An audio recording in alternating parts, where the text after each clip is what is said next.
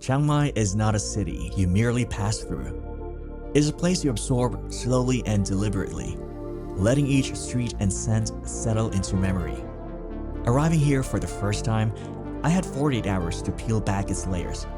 Yes, an ambitious timeline perhaps, but for a city so deeply rooted in tradition and mystery. Yet, Chiang Mai's unhurried pace and its reverence for detail allowed me to settle in and explore with a kind of intimacy that's rare in travel. Join me as I explore the beautiful city of Chiang Mai, Thailand.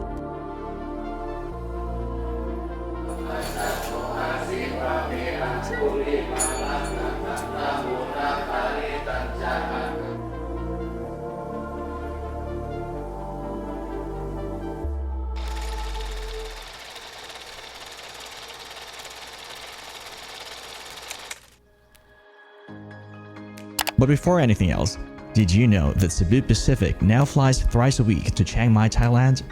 Last October 29th, I had the opportunity to attend their maiden flight from Manila, marking their third destination in the Kingdom of Thailand. Hi, so I'm currently here at Gate 108, and we're now attending the inaugural flight of Cebu Pacific, and they now fly to Chiang Mai, Thailand. So this is their third destination, and I'm so excited because this is my first time to attend the inaugural flight. For years, SEB has been dedicated to connecting Filipinos to not only essential destinations, but also to popular places that were previously difficult to reach.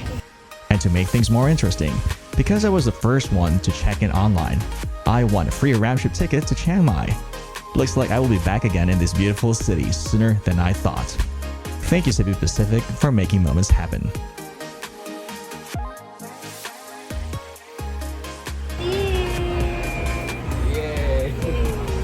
All right, this is it. Here we go. Chiang Mai, here I come. The flight time from Manila to Chiang Mai was 3.5 hours. So after 3 hours, I finally arrived here at Chiang Mai Airport. It's past midnight. Yeah, we have a welcome committee here. It's fun. We touched down at Chiang Mai International Airport at around midnight. The air was cool, and stars sprinkled the velvet night sky. For this trip, I only had 48 hours to experience Chiang Mai, and I had to make the most of it. I stayed at Namton Boutique Hotel, located right at the heart of Old Town. For first-time visitors, staying at the Old Town is the best choice due to its proximity to temples, cafes, and souvenir shops. Hi, so I've just finally arrived here at my hotel, and it's really a vibe. Check this out. So basically, this is outside my room. This is like the hallway, and it feels like I'm transported back to time, probably circa 1898-ish. So the way you open a room is very retro style. So you unlock this by moving lock, and you open the door. And welcome to my room. And it feels like I'm inside a cabin, like first class cabin. So obviously this is air conditioned, and the window is there. Behind the wardrobe, this is the bed. It's really a vibe. Like I feel like a king. And this is the ceiling. Just look at the woodwork. And this is the bathroom. It's also a vibe as well. Like I'll probably be in peace inside, taking a shower or taking my own business. Yeah, this is a mirror. Hi. And this is the cabinet or wardrobe. Oh, there's also a safe. Okay, this looks great. And there's a TV, fridge, and a mirror. And this is the window that I mentioned earlier.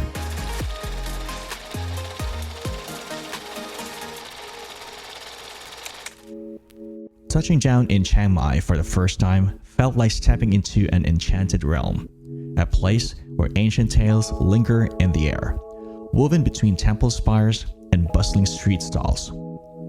My journey began in Old Town, where I wandered through narrow, flower-lined lanes shaded by leafy trees. Here, life moves at a different rhythm, imbued with an easy grace that pulled me in. So this is one of the first of the many temples that I'm going to visit here in Chiang Mai. Behind me is Wat Phra Singh. It houses the Lion Buddha. My first stop was Wat Phra Singh, its golden accents gleaming under the soft morning light. The temple exuded an ethereal calm. Every inch seemed imbued with reverence. And also, just a reminder, when you're in Thailand and if you're planning to visit some temples, you need to dress appropriately. So if you're like me, just have to wear a shirt and long pants because if you're wearing shorts above knees, they're not allowed to enter this holy place. As I explored the grounds, the delicate sounds of soft chanting emerged from somewhere within, as though the temple itself were whispering Chiang Mai secrets. Time felt like it slowed, and I couldn't help but feel grateful to be wrapped in the spiritual calm of this place.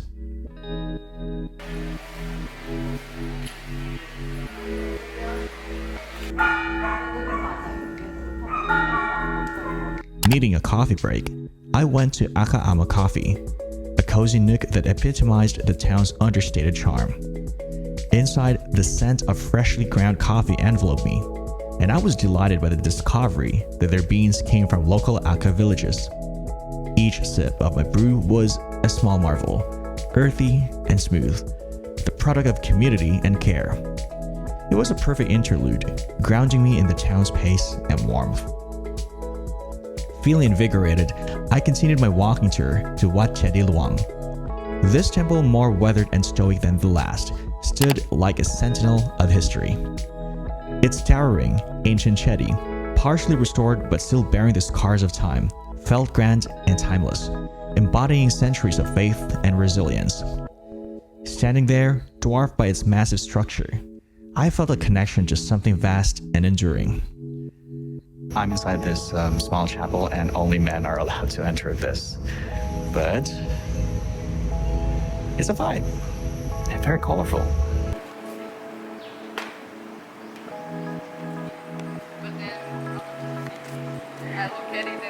I had lunch at Huan Fen restaurant where I delved into the flavors of northern Thailand.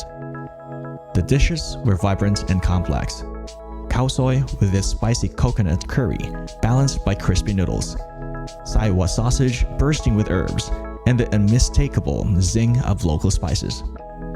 Each bite was a revelation, capturing the essence of northern cuisine. Bold, aromatic, and unapologetically rich. As evening approached, I took a grab car and made our way to the mountains of Wat Phra Thai Doi Sutep. The road went higher, and with each turn, the anticipation built. By the time I arrived, the sun was already low, casting a golden glow over the golden stupa at the temple's heart. Finally made it here at Wat Phra Thai Doi Sutep. It took me like 40 minutes from my hotel, and it's already dark, obviously. I missed the sunset, but the view here is very spectacular. Check this out. The view stretched endlessly. The city below nestled among the soft hills, under a dusky sky. There, amid the monks' chants and the wafting incense, I felt a transcendent moment of peace.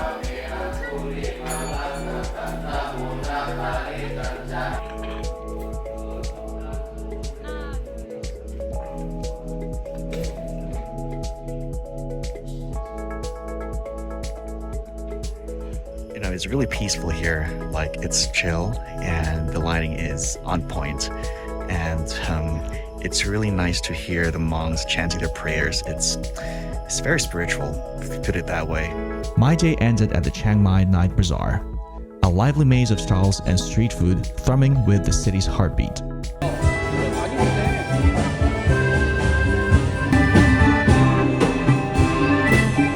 As I strolled through the labyrinthine market, vendors greeted me with warm smiles, and the sense of sizzling meats and exotic spices filled the air. I lost myself in the sensory tapestry, the colors, the sounds, and the flavors. By the time I finished, I was steeped in the spirit of Chiang Mai, each moment of the day leaving an indelible mark on my heart.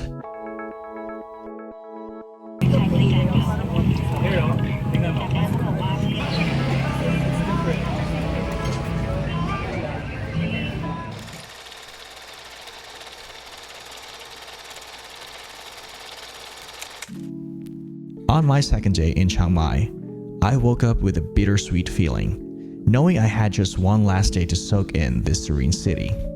All right, day 2 and final day here in Chiang Mai, and we're going to the Fern Forest Cafe. But first, let's buy some pasalubong stuff. Morning sunlight trickled through the trees as I ventured back into the old town, the quiet streets slowly coming to life. I picked up a few souvenir items to carry a piece of Chiang Mai home with me.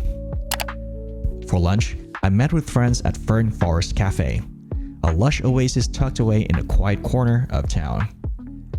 The cafe lived up to its name, with greenery spilling over every surface, transforming the space into something between a garden and a hidden sanctuary.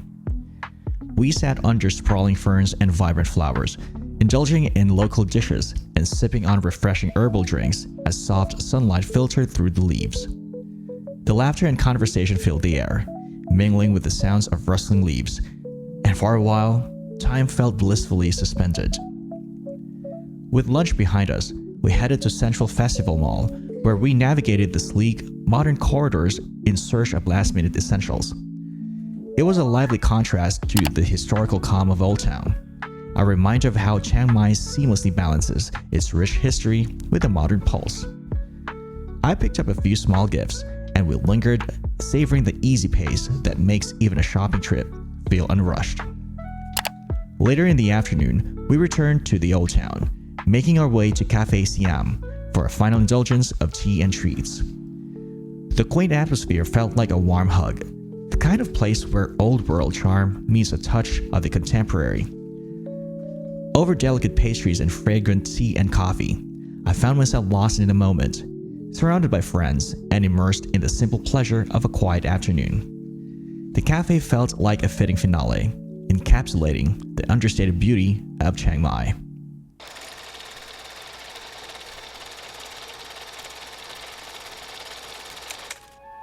As my 48 hours in Chiang Mai drew to a close, a wistful realization settled that 2 days were simply not enough. Despite the gentle rhythm of life here, the city had woven its quiet magic around me. Chiang Mai is a place that invites you to linger, to explore each narrow lane, every lush cafe, and each temple tucked away from sight. I found myself yearning to know more and to delve deeper into the city's history, food, and people. Though I had to leave, I knew that I'd barely scratched the surface of Chiang Mai's charm. It is a city that stays with you, a place where time slows, the spirit settles, and life feels a little brighter. My short visit had only deepened my desire to return, to embrace the laid-back pace once more, and let the city reveal more of itself, one tranquil day at a time.